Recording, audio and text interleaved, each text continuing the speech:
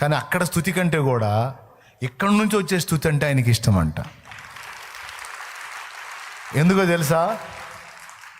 పరలోకం స్తుతించడానికి అనువైన ప్రదేశం, ఇది పాపం నిండిన ప్రదేశం. ఇది స్తుతించడానికి అననుకూలమైన ప్రదేశం, అననుకూల వాతావరణం. అయినా ఇక్కడి నుంచి స్తుతి వస్తుందంటే ఖచ్చితంగా చెవొగ్గుతాడంట. మన స్తుతి ఆరాధన జ్ఞాపకార్థముగా ఆయన సన్నిధికి చేరుతుంది. మన కృతజ్ఞతా స్తుతి ఆయన సన్నిధికి చేరుతుంది. తత్ఫలితంగా మనకి భద్రతా వలయం ఏర్పడుతుంది. మన ప్రార్థనలు ఆయన సన్నిధికి జ్ఞాపకార్థంగా చేర్చబడతాయి, సందేహం లేదు.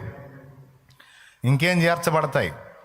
మనము చేసినటువంటి మంచి కార్యములు, నీతి కార్యములు, ధర్మయుక్తమైన కార్యములు మొత్తం చేర్చబడతాయంట.